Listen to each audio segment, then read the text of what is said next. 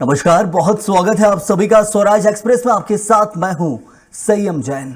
चलिए खबरों का सिलसिला विस्तार से शुरू करेंगे। खास खबर से होगी शुरुआत, जो है अहमदाबाद टेस्ट में टीम इंडिया ने शानदार प्रदर्शन करते हुए वेस्टइंडीज को एक पारी और 140 रन से हरा दिया है। भारतीय गेंदबाजों ने जहां मैच में दबदबा बनाए रखा, रविंद्र जडेजा ने घातक गेंदबाजी करते हुए 4 विकेट झटके, जबकि मोहम्मद सिराज ने 3 विकेट अपने नाम किए हैं। कुलदीप यादव को 2 विकेट और वॉशिंगटन सुंदर को 1 विकेट मिला है। इस जीत के साथ भारत ने सीरीज में 1-0 की बढ़त भी बना ली है। भारतीय टीम के इस शानदार प्रदर्शन से दर्शकों में उत्साह का माहौल है। तो अहमदाबाद में पहला टेस्ट खेला गया था। भारत और वेस्टइंडीज की सीरीज का पहला टेस्ट मैच, 2 मैचों की ये टेस्ट सीरीज है। पहला टेस्ट मैच अहमदाबाद में हुआ और उससे भारत ने तीसरे दिन ही जीत लिया है और एक बड़ी बढ़त के साथ इस टेस्ट मैच में जीत हासिल की है। और वेस्टइंडीज को एक पूरी की पूरी पारी से, क्योंकि भारत को दूसरी इनिंग का मौका ही नहीं मिला, पहली इनिंग में ही इतने रन बनाए कि जब वेस्टइंडीज की दूसरी इनिंग की बारी आई तो उसमें ही ऑल आउट कर दिया और भारत को खेलने की जरूरत ही नहीं पड़ी। इसलिए भारत ने एक इनिंग और 140 रन से इस मैच को जीत लिया है। तो भारत के बल्लेबाजों का और गेंदबाजों का दोनों का ही शानदार प्रदर्शन देखने को मिला है। बैटिंग के दौरान हमने देखा कि केएल राहुल हो, ध्रुव जुरेल और रविंद्र जडेजा ने शानदार शतक मारे। शुभमन गिल ने अर्धशतक मारा था और जब बॉलिंग की बारी आई तो भारत की बेहतरीन बॉलिंग का ये शानदार प्रदर्शन देखने को मिला। चलिए इस पर जानकारी भी देंगे। हमारे साथ क्रिकेट एक्सपर्ट प्रत्यय तिवारी जुड़े हुए। प्रत्यय, ये भारत का पहला ही टेस्ट मैच था वेस्टइंडीज के साथ। 2 मैचों की ये टेस्ट श्रीलंका का और 5 दिन की जगह 3 दिन में ये समाप्त हो गया है। क्योंकि पारी और 140 रन से अगर आपने ऑपोजिशन को हराया है, इसका एक ही मतलब है कि आपने पूरे के पूरे गेम को डोमिनेट किया है। और अगर आप शुरुआत से देखें इस मैच में, तो एक भी सेशन ऐसा नहीं था जब कभी आपने महसूस किया होगा कि वेस्टइंडीज प्रतिस्पर्धा में भी है। क्योंकि भारत ने जिस तरीके से पहले, मुझे लगता है टॉस पे उनका एक गलत फैसला रहा, क्योंकि थोड़ी सी सरफेस पर ग्रीनरी थी और जब उतनी घास होती है तो आप आमतौर पे कोशिश करते हैं कि आप बॉलिंग चुने, लेकिन वैसा न चुन करके वेस्टइंडीज ने बैटिंग का फैसला किया।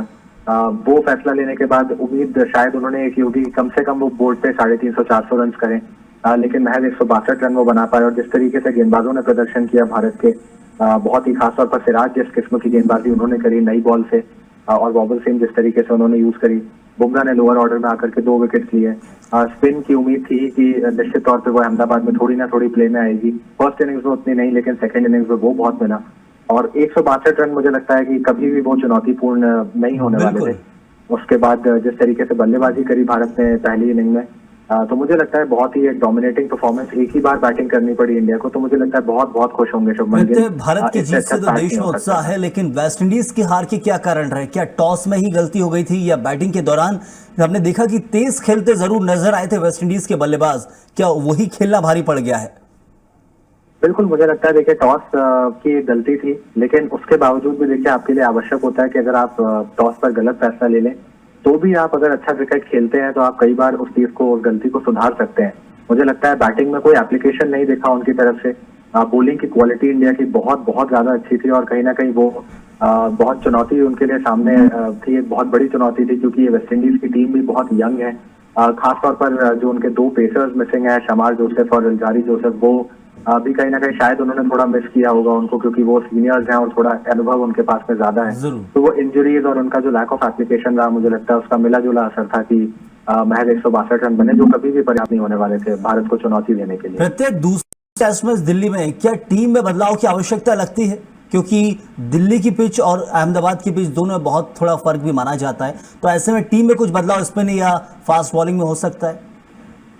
देखिए, मुझे लगता है शायद हो सकता है भारत चाहे कि जसप्रीत बुमराह को आराम दे, क्योंकि इसके बाद अभी बहुत सारा क्रिकेट आ रहा है। साउथ अफ्रीका के खिलाफ सीरीज है, 2 टेस्ट मैचेस, उसके पहले ऑस्ट्रेलिया का दौरा है जिसमें ओडीआईज में रेस्टेड है बुमराह, लेकिन T20 वो खेलेंगे। तो कहीं ना कहीं मुझे लगता है एक वो ऑप्शन हो सकता है कि आप बुमराह को रेस्ट करना चाहें, क्योंकि स्क्वाड में आपके पास में पेस ऑप्शन है, प्रसिद्ध कृष्णा है, हो सकता है उन्हें जगह मिले।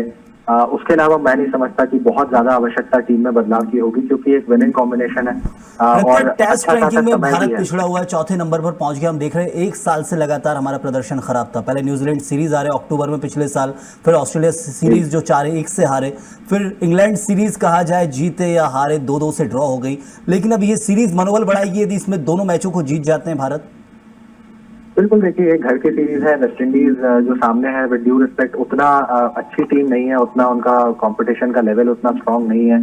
जिस तरीके से वो घर पे भी हार करके आ रहे हैं, अभी ऑस्ट्रेलिया के खिलाफ 27 रन पे मैच ऑल आउट हुए थे, और उतना अच्छा ब्रांड ऑफ क्रिकेट वो नहीं खेल रहे हैं अभी। तो मुझे लगता है कि भारत इस सीरीज को तो कम से कम यही चाहेगा कि वो यहाँ किसी भी तरीके से पॉइंट्स नहीं गवाए, क्योंकि इसके बाद जब साउथ अफ्रीका आएगा वो थोड़ी सी चुनौती भरी सीरीज हो सकती है। बिल्कुल। हालांकि वो भी घर पर है, लेकिन मुझे लगता है कि यहाँ पॉइंट्स कमाना उनके लिए वर्ल्ड टेस्ट चैंपियनशिप के बहुत ज्यादा आवश्यक है। जरूर, बिल्कुल प्रत्यय। और ऐसे में टेस्ट रैंकिंग में जरूर कुछ उछाल आ सकता है, ये माना जाए दोनों टेस्ट को जीतने के बाद, या साउथ अफ्रीका की रैंकिंग, साउथ अफ्रीका से जो दो टेस्ट मैच है उनको जीतने के बाद भी कुछ उछाल आएगा, क्योंकि चौथे नंबर पर है भारतीय टीम टेस्ट रैंकिंग में, वनडे और T20 में पहले पर चल रही है।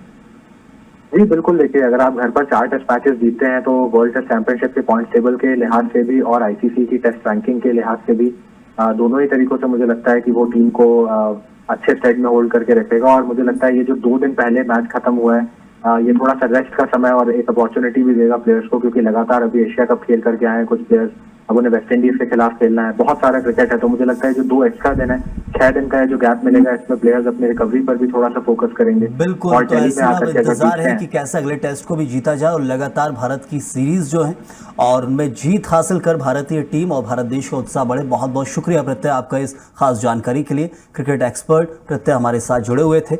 भारतीय टीम को जो जीत मिली है वेस्ट इंडीज से पहले मैच में, ये बहुत खास हो जाती कई मायनों में, क्योंकि भारत की जो रैंकिंग है टेस्ट सीरीज में वो बहुत नीचे चल रही, चौथे नंबर पर है वनडे और T20 के मुकाबले। ऐसे में ये टीम से जो जीत है, इससे ना सिर्फ उछाल भी आएगा रैंकिंग में, बल्कि मनोबल भी बढ़ेगा।